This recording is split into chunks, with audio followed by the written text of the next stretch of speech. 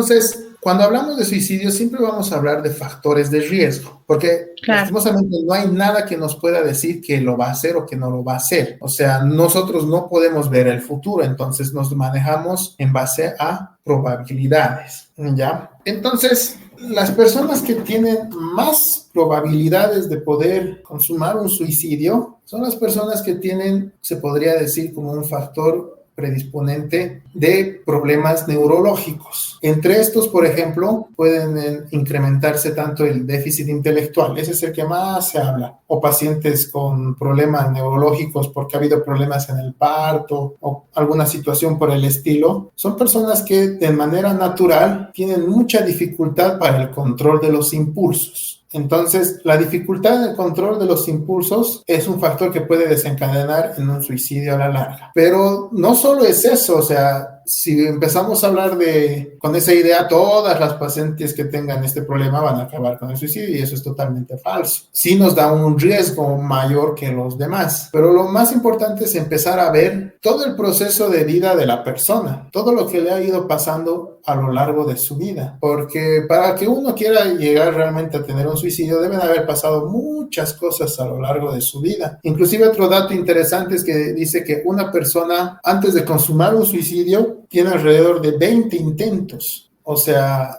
son bastantes.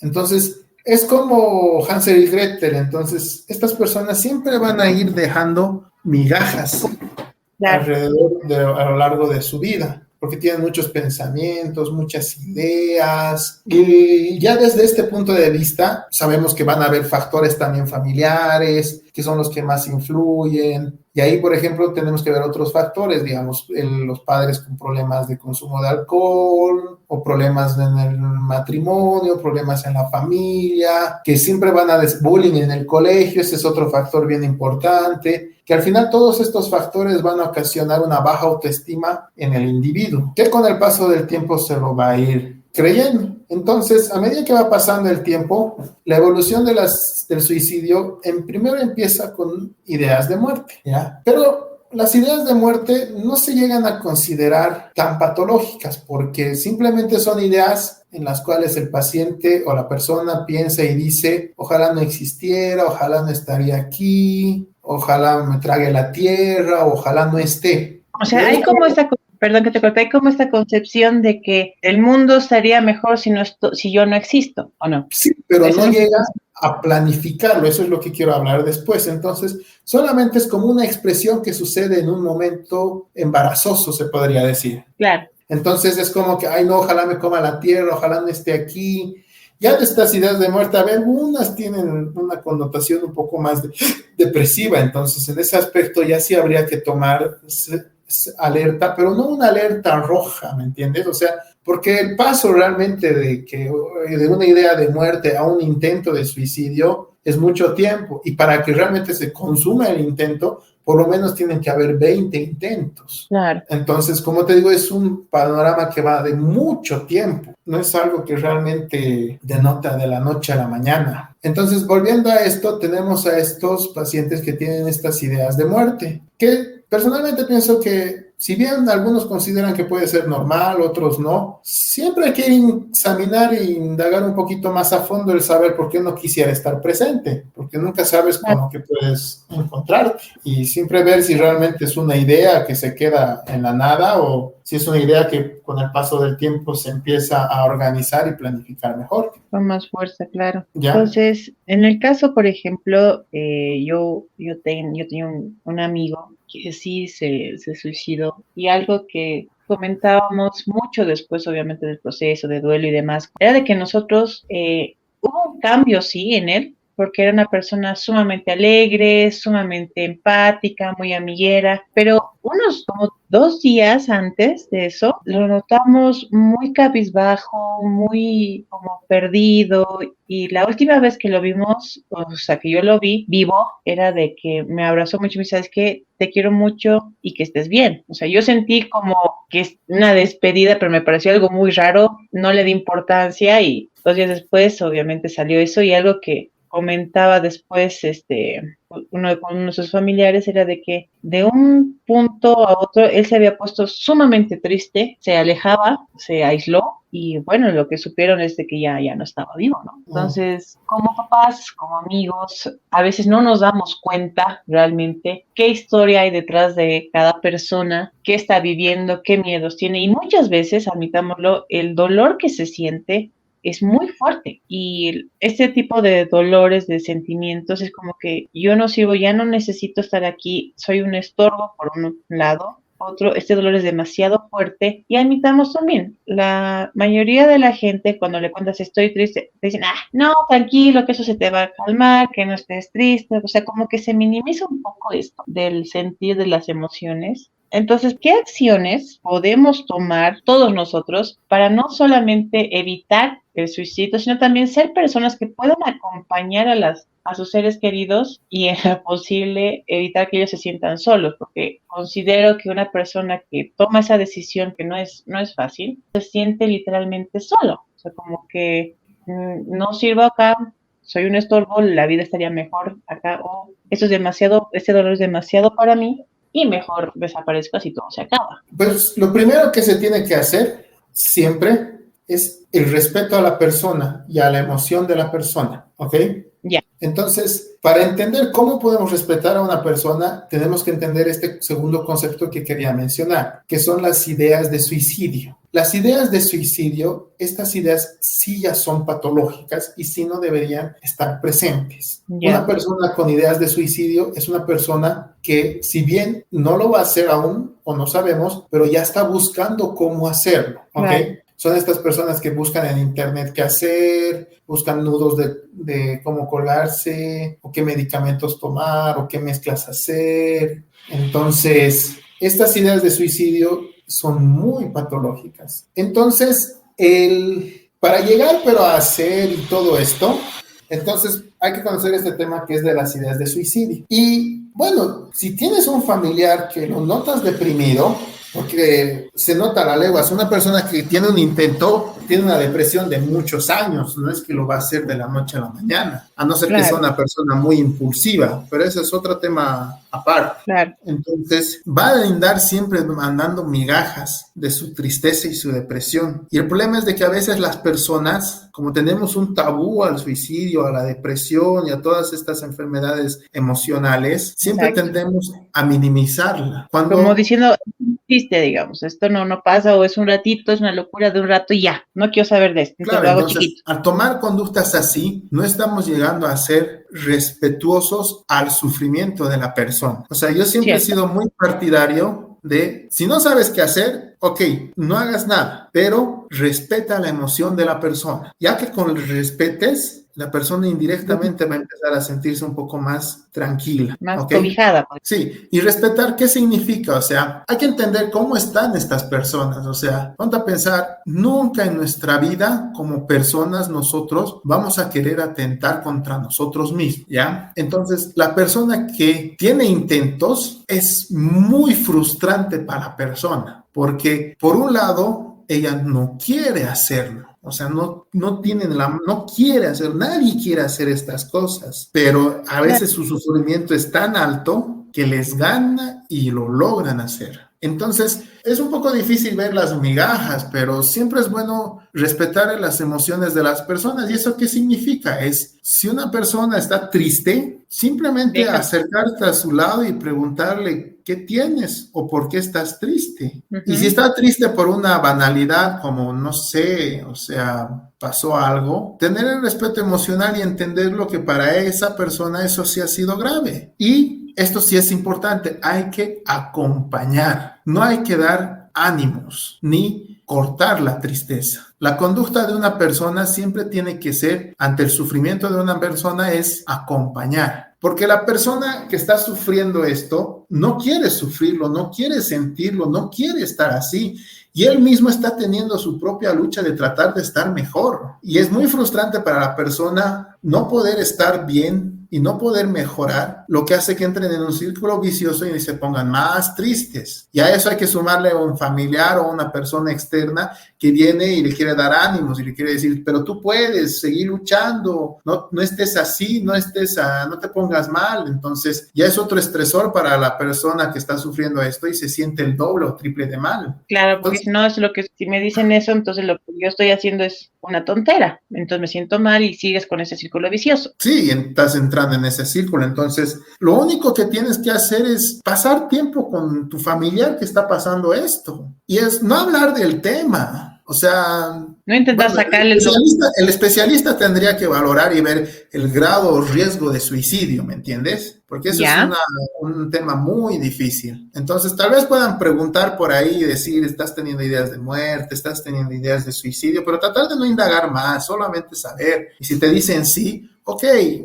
llevarlo ese ratito a algún especialista y que vea realmente, el especialista pueda valorar y ver el grado de riesgo que pueda haber o que pueda consumarlo, pero ya en casos de que estén simplemente con tristeza o algo así, el mismo hecho de acompañar y pasar el tiempo es gratificante, y al ser gratificante ya la tristeza o la depresión puede bajar un poquito de intensidad. Por ejemplo, si a tu familiar que está pasando esto le gusta ir al cine, le gusta ir al fútbol, ir al estadio, o sea, ya para él es muy difícil hacerlo, pero por lo menos intentar y preguntarle y decirle, che, ¿no quisieras ir al cine? Vamos conmigo y vayan juntos como familia o amigos al cine. O sea, el mismo hecho de llevarlo al cine y ver una película o llevarlo a ver un partido o llevarlo a hacer deporte o alguna actividad que a él le gustaba, ayuda mucho más y ayuda hartísimo en relación de tratar de dar palabras gratificantes o cosas así. Otro punto importante, como familiar también, al mismo tiempo de respetar la emoción de sufrimiento del familiar, es darse cuenta de que está triste y la tristeza tiene que cursar, o sea, tiene que tener su espacio y tiene que ir fluyendo, porque cuando va fluyendo la tristeza ya después va bajando en intensidad. Y hay como una sensación de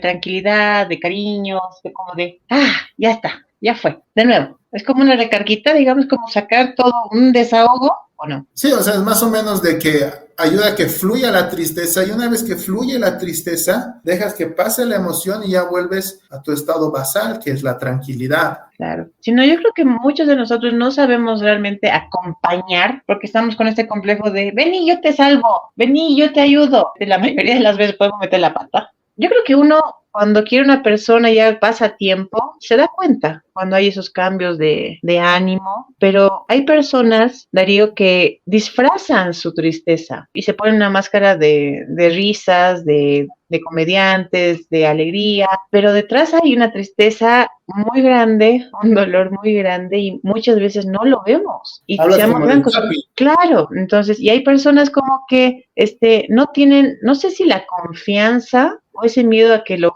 creo que va mucho con el tema de los prejuicios, de que obviamente el suicidio es un tema muy fuerte y como que si yo estoy teniendo estos días me van a juzgar más, entonces me cierro, no hablo con nadie y pongo mi careta, y al otro día te estás enterando de que ya no existe. Y tú dices, y llamaba anteriormente la depresión enmascarada, pero el tema es que ahora, por ejemplo, es que la verdad es muy difícil enmascarar una depresión, porque una persona deprimida va a ser disfuncional, o sea, tendrá momentos de logro, pero como me comentaste de tu amigo, estaba aislado, distante, seguro ya ha empezado a alejarse de su familia, seguro ha empezado a alejarse del trabajo, ha dejado de ser funcional, hay descuido en el aseo personal, o sea, es muy imposible ser positivo si estás en esa circunstancia. Claro. Entonces, por eso digo, el detectar el suicidio es un arte, porque es ir a encontrar las migajas, que a veces son bien difíciles de encontrar, y a veces es bien difícil realmente de interpretar y saber si realmente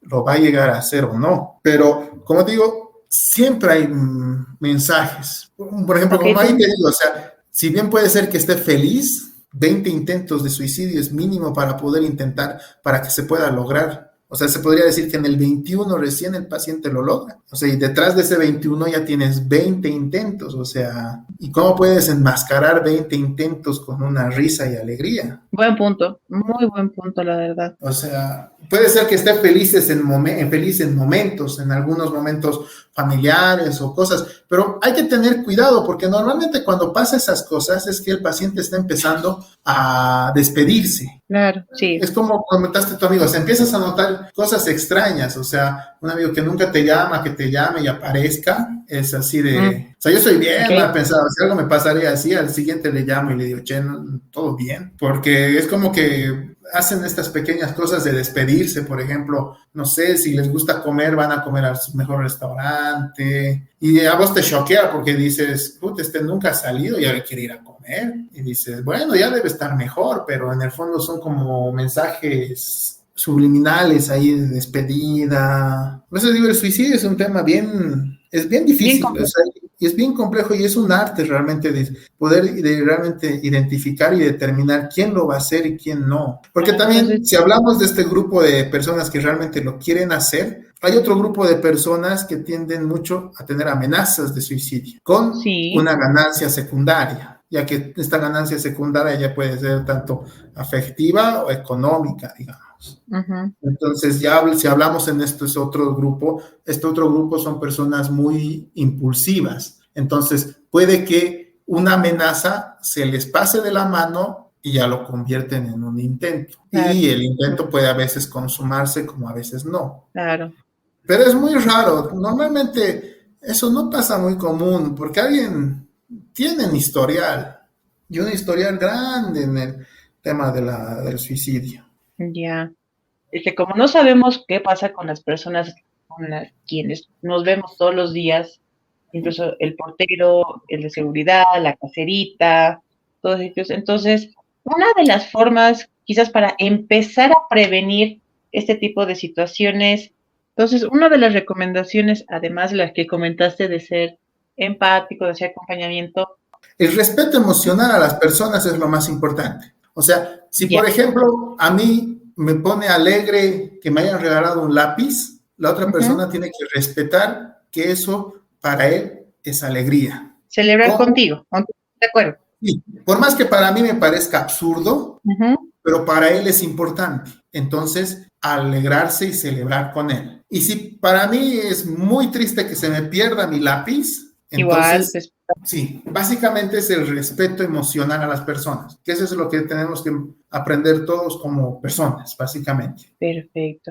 Perdón. Y el ¿Papás? otro segundo punto es, no tengan miedo de preguntar a un familiar si tiene algún intento, idea o algo. O sea, el hecho de hablar del tema del suicidio no va a hacer que se incremente. O sea, Claro, lo puede no hay riesgo. O sea, algunas personas también piensan de que si empezamos a hablar sobre el suicidio, la persona lo va a hacer. Es como que lo vamos a encaminar en esa vía. Eso es falso. O sea, Sí, no, no. la persona ya lo ha pensado en su cabeza 1 millón de veces. O sea, y tú no vas a ir en una conducta propositiva, solamente estás tratando de identificar o averiguar qué está pasando. Entonces, no tener miedo de preguntar. Y si les preguntan y les dicen que sí, entonces ya pueden ir con algún especialista que realmente pueda identificar el grado. Ya, pero por ejemplo, para las personas que no tienen posibilidad de a un psiquiatra, a un psicólogo, las personas que se sienten solas, porque a veces estamos acompañados, pero se sienten solas y tampoco les dicen a su entorno, ya. Entonces, para esa gente que se siente así, atrapada, que se siente con mucho dolor, que ya no lo soporta, que realmente ya no soporta tanto dolor o la realidad, ¿qué pueden hacer ellos? Pues la verdad es como cualquier enfermedad, o sea, tienen que darse cuenta de que necesitan ayuda. O sea, ellos solitos no van a poder salir, ¿no? Y si salen solitos, lo hacen de aquí a 10, 20, 30 años, con suerte, con fallo en todos sus intentos, porque como la diabetes, o También, sea, necesitas de ya, alguien que te la trate, porque para esa claro. misma persona ya es muy difícil poder pensar positivo, o sea, no puede Uh-huh. pensar positivo, entonces no hay nada, no hay una manera en la cual se pueda hacer solito, simplemente hay que decirles de que lo hablen, Pedir ayuda. sí, pedir ayuda. Mm. Entonces, pero para los que somos papás, por ejemplo, y a veces somos demasiado estrictos con nuestros hijos y no les permitimos sentir emociones, y algunos hemos sido educados así también, ¿cómo podemos entalar este tema que para muchos es incómodo, a otros da miedo, y tercero, no sabemos, admitamos eso, no sabemos cómo comunicarnos con los hijos? Bueno, no es necesario, o sea, no hay que hablar tan profundo sobre el tema del suicidio. Lo que hay que explicar a los adolescentes o a los hijos es, lo más importante es, uno tiene que amar su cuerpo y tiene que amarse a sí mismo. No necesitar el amor de terceras personas, que uno se aprenda a amarse y aprenda a cuidarse. Entonces, cuando uno aprende a hacer esas cosas, obviamente no se va a lastimar bajo ninguna circunstancia. Claro, uno se cuida, entonces, se protege. Claro, uno se cuida, uno tiene que... Lo que hay que enseñar a los niños es aprender a protegerse, aprender a cuidarse, aprender a enfrentar problemas y cosas así, porque cuando una persona realmente tiene un intento es porque uno tiene baja autoestima y dos, siente que es menos que todo el mundo, entonces ya lo va a hacer, pero si es una persona que se quiere, que sabe que tiene problemas, que tiene que aprender a enfrentar los problemas, tiene el límite muy claro de que no debe lastimarse y se quiere porque nunca ha sido infravalorado a lo largo de su vida, es muy difícil que lo llegue a hacer. Entonces, para no desviarme por la tangente, básicamente los papás deberían hablar un poco del amor propio. Claro, practicarlo primero y luego dar el ejemplo y promoverlo. Y una vez que aprendan a amarse, indirectamente ya van a empezar a hablar. Y al hablar de eso, es decir, uno cuando se ama no se lastima. Y no siempre hablar de lastimarse físicamente, sino también emocionalmente. O sea, claro, no es decir yo no puedo, soy un inútil, no, sino, está difícil, es un poco complicado, pero hay que ver soluciones. ¿Entiendes esos dos ejemplos, la diferencia, no? Claro que sí. Wow, nos has dejado mucho en qué pensar, Darío, y también en muchos hábitos, muchas tareas que reflexionar y obviamente cambiarlo para prevenir, obviamente, el suicidio y evitar perder a una persona que queremos. Muchas gracias, Darío. Yo creo que ese tema vamos a seguirlo hablando, lo vamos a seguir profundizando. Y bueno, para toda la gente que tenga una persona ahí que quiera un experto, ¿cómo te pueden ubicar? Me pueden buscar por mi número de teléfono, es el 777-000-35. Darío Rebollo Tapia. Y bueno, mi gente, ya tenemos la información, ya aprendimos de un experto, ahora toca reflexionar y obviamente ponerlo en práctica. Yo soy Noelia Antesana y nos vemos en su próximo programa aquí en Reconéctate.